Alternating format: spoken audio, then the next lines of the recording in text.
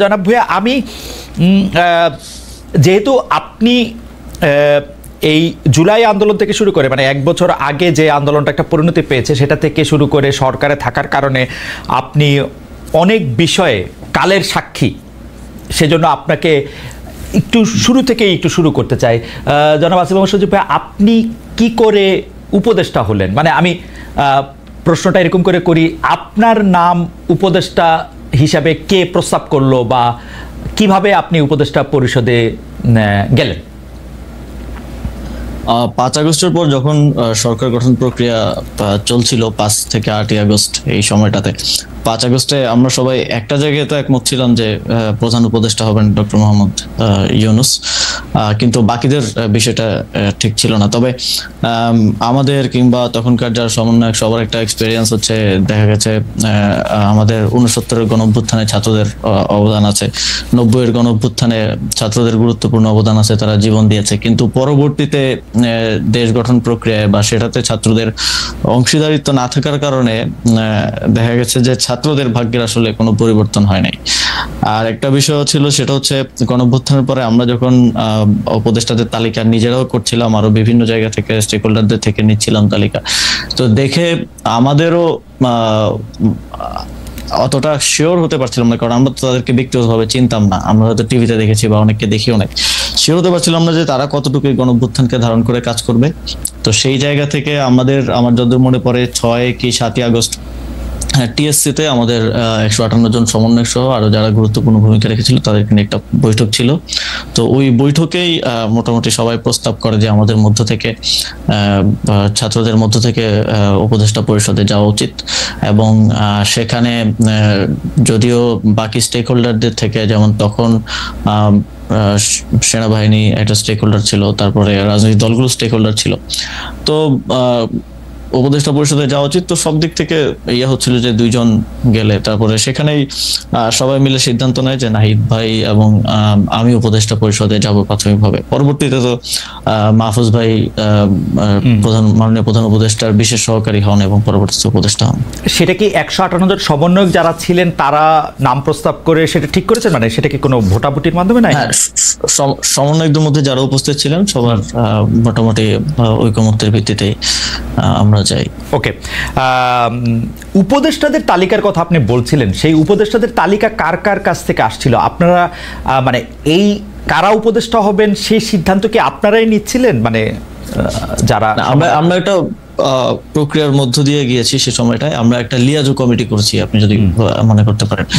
সেটার লিড দিচ্ছিলেন আমাদের বর্তমান উপদেষ্টা মাহফুজ আলম এবং আরো 4-5 জন যারা বিভিন্ন সোসাইটির বিভিন্ন সেক্টরের সাথে বিভিন্নভাবে সম্পৃক্ত ছাত্রদের মধ্য থেকেই। তো ওনারা মিলেই বিভিন্ন স্টেক হোল্ডারদের সাথে, যেমন বিএনপির সাথে আলোচনা হয়েছে উপদেষ্টা পরিষদ নিয়ে, আমাদের মাননীয় প্রধান উপদেষ্টা ডক্টর মোহাম্মদ ইউনূস স্যার একটা লিস্ট পাঠিয়েছিলেন আমাদের কাছে, সেখান থেকে ইনক্লুড হয়েছে, স্যার নিজে অনেক ইনক্লুড করেছেন। তো সবকিছু মিলিয়ে একটা উপদেষ্টা পরিষদ প্রাথমিকভাবে গঠিত হয়েছিল, পরবর্তীতে বিভিন্ন সময় সেটা আরো বর্ধিত হয়েছে। তার মানে হচ্ছে যে আপনারা বিএনপির একটা লিস্ট, জামাতের একটা লিস্ট, প্রফেসর ডক্টর মোহাম্মদ ইউনূসের একটা লিস্ট, সবগুলি নিয়েই মোটামুটিভাবে আমরা যেটা আপনাদের কাছ থেকে জানতে পেরেছি বিভিন্ন সময়, বা উপদেষ্টারাও বলেছেন যে একটা সবগুলি নামের মধ্যে থেকে যে নামটা কমন বা যে নামটা নিয়ে বিতর্ক সবচেয়ে কম, এরকম নামগুলি আপনারা খুঁজছিলেন। ফাইনালি আপনারা যে উপদেষ্টা পরিষদটা পান, সেই উপদেষ্টা পরিষদটা যেই সময় আপনি শপথ নিলেন, যাদেরকে দেখলেন বা তাদের নাম শুনলেন, সেটা নিয়ে আপনারা মোটামুটি সন্তুষ্ট ছিলেন সেই সময়? এখন পর্যন্ত আসলে সত্যি কথা বলতে গেলে সেই উপদেষ্টা পরিষদের 50-60% মানুষকে আমরা চিনি, আর এর বাইরে অনেকে হয়তো আমরা চিনিও না, কিন্তু ঐকমত্যের ভিত্তিতে বা আমরা সোশ্যাল মিডিয়া কিংবা গুগল ঘেটে দেখেছি যে তাদের প্রোফাইল কিরকম। যেমন এমনও অনেকের নাম আসছে যাদের প্রোফাইল বা ব্যাকগ্রাউন্ড একটু প্রবলেমেটিক, তো আমরা বিভিন্ন জন থেকে খোঁজ নিয়ে তাদের নাম বাদও দিতে হয়েছে। আবার এমন নাম আসছে যেটা হয়তো বিএনপির পছন্দ হয়নি বা এর খুবই রিজিড পজিশন ছিল, সেটাও বাদ দেওয়া হয়েছে। তো এইভাবে একটা সর্বজন গ্রহণযোগ্য একটা উপদেষ্টা পরিষদ বানানোটাই, যাতে করে সবার একটা ইয়ে থাকে, এটাই ছিল উদ্দেশ্য এবং শেষ পর্যন্ত সেটা হয়েছে। মূলত এটা কোঅর্ডিনেট করেছিল মাহফুজ ভাই, যে লিয়াজো কমিটি হয়েছিল তারাই, কারণ আমাদেরকে আবার অনেকগুলো যারা নেতৃত্বে ছিলেন তাদের অনেকগুলো দিকে আসলে মেনটেন করতে হচ্ছিল। তো আমরা দেখেছি, আমরা অবগত ছিলাম, বাট পুরো জিনিসটা প্রক্রিয়াটা মাহফুজ ভাই সহ ইয়ে করেছিলাম। ওকে, একটু মানে যেহেতু ওইখান থেকে শুরু করলাম, একটু আর্মেনিয়া কথা বলি। আপনি জানেন যে আওয়ামী লীগের যারা আছেন তারা সবাই মনে করেন, অনেকেই মনে করেন যে এটা আপনাদের ক্রেডিট না, আওয়ামী লীগের সবাই মনে করেন মোটামুটি এটা আপনাদের ক্রেডিট না, দেশের লোকজন কোনো আন্দোলনের মধ্যে কোনো অংশগ্রহণ করে না, এটা দেশি বিদেশি ষড়যন্ত্র এক। আর দ্বিতীয় হচ্ছে সেনাবাহিনী বন্দুকের নল উল্টা দিকে ঘুরিয়ে দিয়েছিল বলে তাদের পতন হওয়া সম্ভব হয়েছে। এবং বিশেষ করে সেনাপ্রধানকে তারা দায়ী করেন যে সেনাপ্রধানের বেইমানির কারণেই, কোট আনকোট বেইমানির কারণেই আসলে তাকে দেশ ছেড়ে চলে যেতে হয়েছে বা আওয়ামী লীগ সরকারের পতন হয়েছে। কিন্তু সেই সেনাপ্রধানের ব্যাপারে আপনার বক্তব্য, যেমন আপনি বলেছিলেন যে বুকে পাথর জমা রেখে তিনি ডক্টর মোহাম্মদ ইউনূসকে আসতে বলেছিলেন, বা সেনাপ্রধান ওয়াকার সাহেবকে সরানোর ক্ষেত্রে আপনাদের সাবেক সহযোদ্ধা বর্তমানে এনসিপির নেতা জনাব হাসনাত আবদুল্লাহর কিছু কথা, সেই সবগুলি বিষয় আপনার সাথে সেনাবাহিনীর সম্পর্ক বা সরকারের সাথে সেনাবাহিনীর সম্পর্ক খারাপ করেছে কিনা, বা সরকারের সাথে সেনাবাহিনীর সম্পর্ক আলাদা কোনো কিছু কিনা, নাকি সেনাবাহিনী একটা ডিসিপ্লিন, মানে এটা একটু আপনার কাছে একটু জানতে চাই। বিশেষ করে আপনার বক্তব্যের পরে এটা এরকম মনে হয়েছে কিনা ডক্টর মোহাম্মদ ইউনূস হয়তো সেনাপ্রধানকে এখন থেকে খারাপ ভাবতে শুরু করলেন যে উনি যেহেতু আমাকে চানই নাই তাহলে আমিও ওনাকে চাই না, ব্যাপারটা এরকম হয়েছে কিনা? সেনাবাহিনীর সাথে সরকারের কিংবা আমাদের তো কোনো বিরোধ নেই সেনাবাহিনীর সাথে, বরং আমরা মনে করি যে 5ই আগস্টের এবং এর পূর্ববর্তী গণঅভ্যুত্থানের সময়টাতে জুনিয়র অফিসার সহ যারা আছেন তাদের একটা চাপ ছিল যে তারা কোনোভাবেই গুলি করবেন না। সেটা বিভিন্ন মাধ্যমে আমরা দেখেছি, দরবার হলের মিটিং এর ইনফরমেশন লিক হয়েছে, সেখানে আমরা দেখেছি। তো তাদের এই অবদানকে অবশ্যই আমরা স্বীকার করি।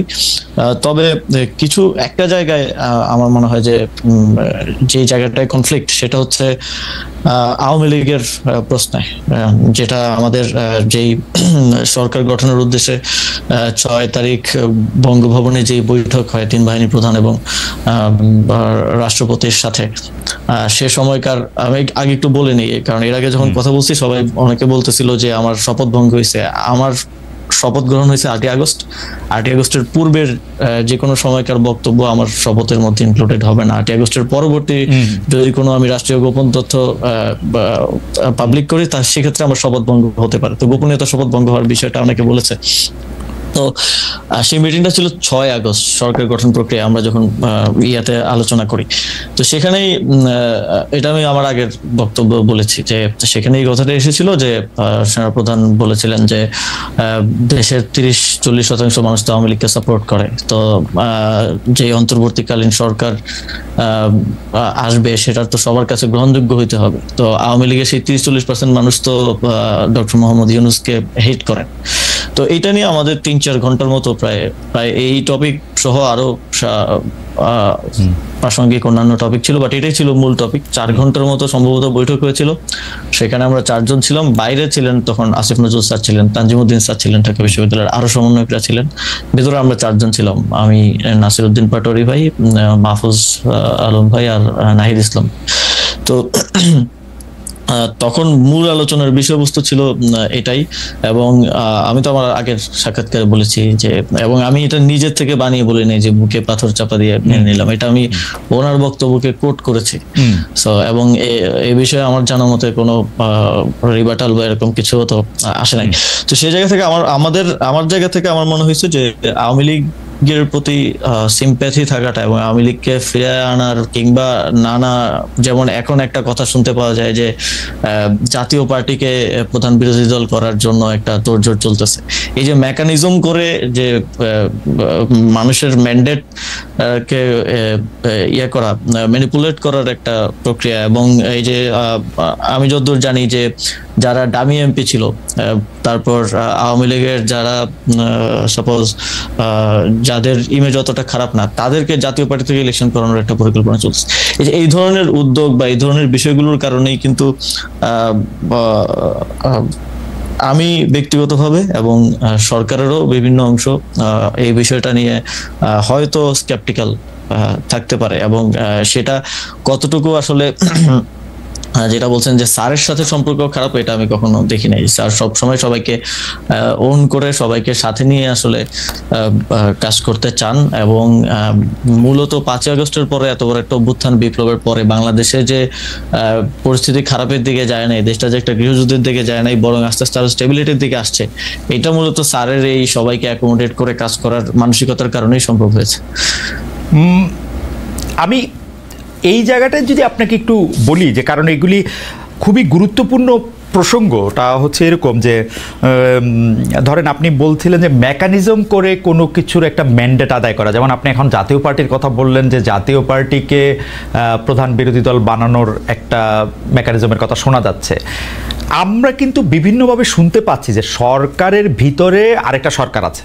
আমরা এরকমও শুনতে পাচ্ছি যে গোয়েন্দা সংস্থাগুলি যারা শেখ হাসিনার সময়ে অ্যাক্টিভ ছিলেন তারা এখনও অ্যাক্টিভ আছেন, বিশেষ করে ডিজিএফআইয়ের কথা বলা হয়। কিন্তু আমরা তো দেখি ডিজিএফআই তো সরকার প্রধানকে রিপোর্ট করে, সেনা প্রধানকে না। মানে ডক্টর মোহাম্মদ ইউনূসের আন্ডারে ডিজিএফআই। তাহলে এই ব্যাপারটা আসলে কেমন? মানে যদি কেউ মেকানিজমটা করে থাকেন, এটা কি আপনারা সরকার থেকে করতেছেন নাকি সামরিক বাহিনী বা অন্য কোনো একটা সরকার যাদের আমরা চিনি না তারা করতেছেন? আপনি কি এইটা একটু অন পেপার তো অনেক কিছুই থাকে, কিন্তু বাস্তব প্রয়োগের ক্ষেত্রে সেটার বাস্তবায়ন বা সেটার প্রক্রিয়াটা অনেক সময় অনেক ভিন্ন রকম হয়ে যায়। আসলে 5ই আগস্টের পরে এখানে শেখ হাসিনা থাকা অবস্থায় যেমন ক্ষমতার কেন্দ্র ছিল শেখ হাসিনা এবং আওয়ামী লীগ রাজনৈতিক দল হিসেবে, 5ই আগস্টের পরে তো ক্ষমতার কেন্দ্রগুলো অনেক দিকে ভাগ হয়ে গেছে। এখন তো সরকার একমাত্র ক্ষমতার কেন্দ্র না, যেটার আমি মনে করি যে এই ঘটনা প্রবাহে অনেকের অনেক ভুল ছিল, এবং সেই ভুলগুলোর জন্যই দেখা গেছে যে এই ক্ষমতার এই কেন্দ্র বিভাজিত হয়েছে। রাজনৈতিক দলগুলো একটা এখন ক্ষমতার কেন্দ্রে আছে, কারণ হচ্ছে সরকারের যে কোনো পলিসি ডিসিশন, বিগ ডিসিশন রাজনৈতিক দলগুলোকে ছাড়া নেওয়া যাচ্ছে না, তাদের সাথে বোঝাপড়ার ভিত্তিতে, ঐক্যমত্যের ভিত্তিতে নিতে হচ্ছে। এখানে মিলিটারি একটা ক্ষমতার কেন্দ্র হয়ে উঠেছে 5ই আগস্টের পরে, যেটা 5ই আগস্টে আমাদের রাজনৈতিক দলগুলো সেই ম্যান্ডেটটা ক্যান্টনমেন্টে গিয়ে দিয়েছেন বলে আমি মনে করি। এবং এই কমপ্লেক্স সিচুয়েশনের কারণে যে এই যে অন পেপার যেরকম আছে যে ডিজিএফআই প্রধান উপদেষ্টাকে রিপোর্ট করবে, কিংবা যেটা যেভাবে চলা উচিত অন পেপার সেটা সেভাবে তার আসলে চলছে না। তো এই সবকিছু মিলে সরকারের ভিতরে, একটা সরকার না, সরকারের ভিতরে এটা সব সরকারের ভিতরেই থাকে, নানা ধরনের মানুষ থাকে। একটা পলিটিক্যাল গভর্নমেন্ট আসলেও তো আমরা বলি যে এখানে ভারতপন্থীরা আছে, এখানে পাকিস্তানপন্থীরা আছে, এখানে অমুক হচ্ছে আমেরিকাপন্থী। তো এই সরকারটা তো আসলে কোনো ইউনিফাইড জিনিস না, এটা তো এক জায়গা থেকে আসে না। এই সরকারের যদি 20 জন লোক থেকে 20 জন লোক 20টা জায়গা থেকে আসছে, তো সেই জায়গা থেকে ওই ক্ষমতার কেন্দ্রটা আসলে এক জায়গায় নাই, সেটা বিভিন্ন ইয়া থেকে মোবিলাইজ হয়। তো অন পেপার যেটা যেভাবে আছে সেটা সেভাবে চলা একটু মুশকিল এই সময়ে। আমার মনে হয় যে আপনি অনেকগুলি গুরুত্বপূর্ণ বিষয়ে আসলে যতটুকু আপনার পক্ষে বলা সম্ভব একটি সাংবিধানিক পদের থেকে সেরকমই আপনি বলছেন, কিন্তু আমাদের জন্য যদি একটু আপনি পরিষ্কার করতেন, যেমন রাজনৈতিক দলগুলোকে এখন আপনি ক্ষমতার কেন্দ্র বলতেছেন সরকার অনেকগুলি সিদ্ধান্ত আসলে রাজনৈতিক দলগুলোর বাইরে নিতে পারছে না, সেনাবাহিনীকেও আপনি একটা ক্ষমতার কেন্দ্র বলছেন। আমরা কি এরকম বলতে পারি যেরকম আমরা আসলে, মানে আমার কানে যেরকম করে কথা আসে সেটা হচ্ছে যে এখন বাংলাদেশ সরকারের, অর্থাৎ আপনাদের সকল সিদ্ধান্ত নিয়ন্ত্রণ করছে বিএনপি? আমরা কি এরকমভাবে বলতে পারি যে আসলে জেনারেল ওয়াকারের পদপদবীর দিক দিয়ে তিনি আপনাদের সরকারকে রিপোর্ট করার কথা থাকলেও কাগজে কলমে অনেক ক্ষেত্রে তিনি একটি পক্ষ হয়েছেন? আপনি কি এরকমটাই বলছেন? বা আপনি যদি এই ব্যাপারটা আরেকটু ব্যাখ্যা করতেন যে রাজনৈতিক দল বলতে কি শুধু আপনি বিএনপিকে বোঝাচ্ছেন নাকি জামাত বা এনসিপিকেও বোঝাচ্ছেন? ক্ষমতার কেন্দ্র সামরিকায়ন বলতে কি আপনি জেনারেল ওয়াকারকে বোঝাচ্ছেন নাকি জেনারেল ওয়াকারেরও আয়ত্তের বাইরে এরকম কোনো কিছুর কথা আপনি বলছেন, কোনো বাইরের রাষ্ট্রের? না, আমি এখানকার মানে ক্ষমতার কেন্দ্র বলতে নির্দিষ্ট রাজনৈতিক দল না বলে আমি এখানে পলিটিক্যাল এস্টাবলিশমেন্ট যেটা আছে এস্টাবলিশমেন্ট আকারে এখানে বলি।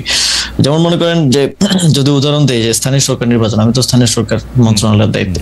স্থানীয় সরকার নির্বাচনের সিদ্ধান্ত তো আমি নিতে পারি নাই, আমি না শুধু আমার সরকারও নিতে পারে নাই, কারণ এখানে রাজনৈতিক দলগুলোর এখন ঐকমত্য কমিশনে যে আলোচনা হয়েছে সেখানে স্থানীয় সরকার নির্বাচন নিয়ে যে আলোচনা হয়েছে সেখানে আমার জানা মতে বিএনপি এবং তাদের কয়েকটা সহযোগী দল ছাড়া বাকি সবাই স্থানীয় সরকার নির্বাচনের বিষয়ে একমত ছিল। এবং আমিও চেষ্টা করেছি যে অন্ততপক্ষে, কারণ দিন শেষে নাগরিক সেবা থেকে শুরু করে উন্নয়ন কার্যক্রম যে ব্যাহত হচ্ছে এবং মানুষ যে প্রতিনিয়ত তার একটা আইডি কার্ড বানাইতে গেলে বা একটা জন্ম নিবন্ধন, মৃত্যু নিবন্ধন, ওয়ারিশ সনদ, এই প্রত্যেকটা কাজ তো লোকাল গভর্নমেন্টে থেকে হয়, এগুলোতে যে ব্যাহত হচ্ছে এটার দায়টা তো আমার উপরে আসে যেহেতু আমি দায়িত্বে আছি।